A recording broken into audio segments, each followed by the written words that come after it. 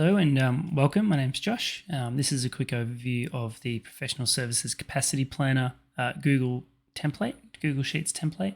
And really the intention here is to work out what's that upper limit of capacity in terms of a dollar figure of your team when you consider their days they're working, their charge out rates, the percentage of their time they can spend on billable work, and a recovery rate for any write-offs or going over on those estimates. So this is just to get a value per month that you can compare to your budget and see, based on our supply of resources and people, can we hit the budget figures that we're looking to achieve? And if we win a certain amount of work, do we have the capacity to handle that based on known leave and some other metrics? So let's delete that.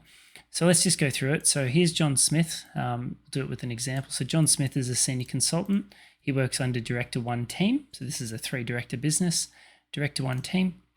And the first line, there's 2 lines for every staff member. The first line is any known leave days for John. So July, August, December, Jan, we've got some known planned leave for John Smith here. So we've placed them in. Then the second line for each person is to do with their capacity in dollars. So how do we get to that? Well, firstly, we know John's a senior. His billable target's 50% of the time. So 4 hours, let's say a day.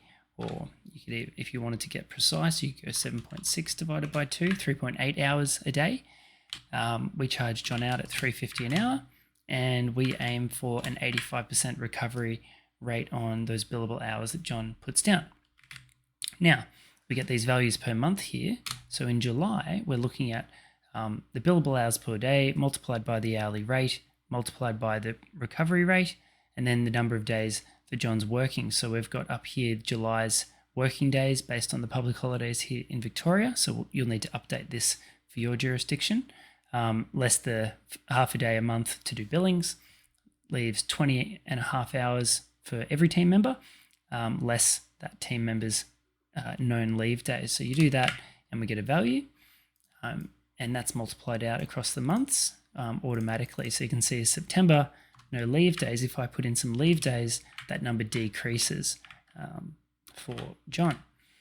You can also see as I did this, there's Director 1 team. It's just doing a sum here.